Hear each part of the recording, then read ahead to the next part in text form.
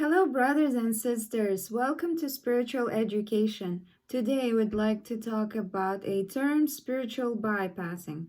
Because if you're watching this video or subscribe to my channel, I would assume that you are on your spiritual path. So it is important to clarify this term at this stage so you know that you are actually doing everything the right way. Because even such a positive thing as spirituality can actually lead to a pretty negative outcome if done incorrectly, especially when all you hear around yourself is stay positive, be happy, and so on. The term spiritual bypassing was first introduced by psychologist John Wellwood in 1984 in the book Toward a Psychology of Awakening, and means the use of spiritual practices and beliefs to side unresolved issues, the unwillingness to deal with painful feelings and face developmental needs. In other words, it is avoidance and repression of negative emotions, where true spiritual work is all about self-transformation through dealing with daily challenges to shift internal experience by implementing spiritual teachings and practices. When you face difficulties and struggle in life, it is important to acknowledge it instead of avoiding and redirecting your attention to something else, for instance, something more positive. In fact, with no challenges in life, there is no way to develop, learn, and grow as an individual to improve yourself and your life. For example, in case with meditation, it can be a great tool to accept yourself and others, face your problems, let go of fears, traumatizing memories, insecurities, anger, and any other issue that an individual might store within. Yet it might be used for a completely different reason, to avoid reality and avoid negative emotions. That's why it's extremely important to be honest with your own self about the true reason why you are using meditation and other spiritual practices in your life in the first place. You have to acknowledge that those practices require self-discipline and tremendous effort in order to gain control over your own thoughts and develop an ability to hear your inner voice that will help you face and heal the deepest emotional wounds better than any psychiatrist. Which in fact is not an easy thing to do, but as soon as you truly let go of stored emotions, meditation will become a blissful experience for you. To learn more about meditation, watch this video. Here are some signs of spiritual bypassing. First of all, it is overemphasizing the positive and avoiding the negative. Positive thinking means being grateful and excited about life, which is in fact provides you with energy to move forward. But this teaching can be often mistreated and become a tool of a constant avoidance of problems and delusional life, where a person simply runs away from his problems and in fact from his personal development. Take your spiritual path and life in general as a journey of an active self-work and self-exploration, even if it takes self-control, self-discipline, and even a certain degree of a struggle. And when what's called problems, let's call them challenges, are coming your way, be realistic about it. Try to analyze it with a cool head, meaning without being emotionally involved, almost like it doesn't happen to you. Simply observing the situation from another perspective. That's a broader way of seeing things. That's what you can call wisdom. It also makes you more empathetic and understanding to what other people experience in the same situation. Because for everyone, the same story triggers different emotions and being witnessed completely differently. Ask yourself, why did this happen? What was the cause of the issue? When you find the root or a reason and analyze other people's perspectives, that's how you learn your lesson from the situation. That's what makes you wiser and more experienced. But if you perceive the situation as a problem and try to avoid these disturbing memories and thoughts, you move the issue into your subconscious, where it will grow even bigger, affecting your personality and open communication with the world, creating another layer of distorted observation of the reality. For example, a female after failed relationship starts to blame all the men, generating hate. She's subconsciously manifesting even worse relationship to herself instead of learning from it and understanding what she doesn't want. So it is very important to deal with the situation by releasing your emotions, finding communication with the person with whom you experience trouble. If it's not possible, express your emotions to a friend or to your journal in order to analyze it and learn from it.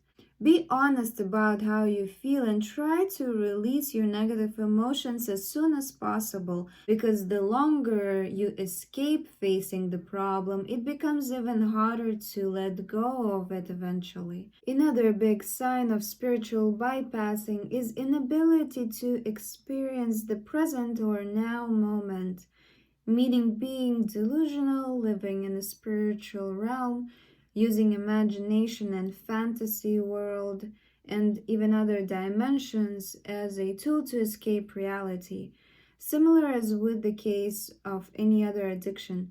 Also, spiritually bypassing individuals are often being self righteous about the concept of enlightenment, meaning they would act like they are in a way better or more special than everybody else because they have knowledge that other people don't, where in fact being truly spiritual is completely opposite. You become extremely humble and have a great desire to share your knowledge with the world because it changed your life, and you know that in the same manner it will positively affect lives of others, and in many cases can even save the person from the pattern of self-destruction. You want to share the knowledge because spiritual awakening is what makes you truly, not artificially happy and joyous in life.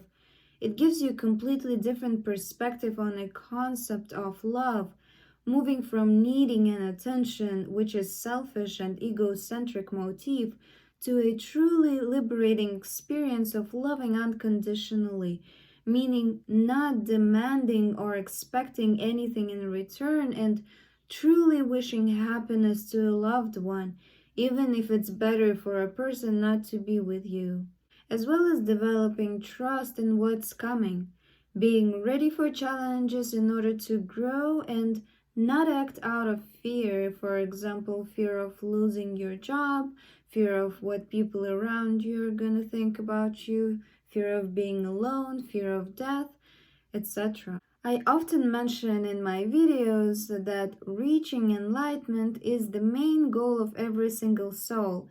But let me clarify. This concept have to be used not as a goal of this particular lifetime. In fact, you should never focus on a final result in anything you do, because you are missing true living, which is being in the moment, but as a reminder to help you not to step away from your spiritual path, being in the process of having beautiful, faithful, honest, and joyous life along the way, which will naturally lead you to a final destination of your soul development, which is enlightenment. Also, spiritual bypassing can sometimes come out as being overly strict or idealistic to your own self and others. In other words, not acceptant, non fluid, and not very much open minded.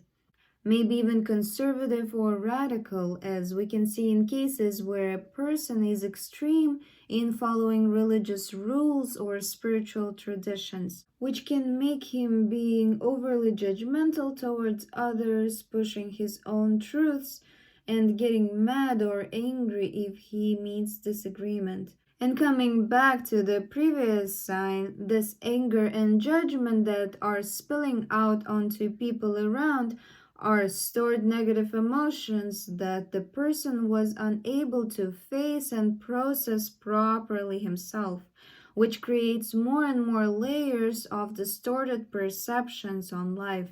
Some of spiritual bypassers in opposition can become overly compassionate to other people's problems and sufferings, when in reality you have to protect yourself and be, in a good way, picky with the energy you surround yourself with and allow to penetrate your aura, affecting your emotional state. Staying high vibrational yourself is in fact the only thing that can help support and elevate others from their low vibrational state. Watch my video on vibrational levels. Dragging yourself into other people's problems often happens because of having a blind faith that anything that happens or anyone that gets along the way is sent by God, even negative things, which is often the case, but as soon as you learn a given lesson, you should be ready to move on. But what's dangerous is that it often can simply be a law of attraction where a person manifests negative events in life by himself because of unresolved issues within. Obviously, if you found yourself in a toxic relationship or environment, you really don't have to drag yourself into it any further and drain yourself physically and emotionally, especially if you learned your lesson in a form of realization.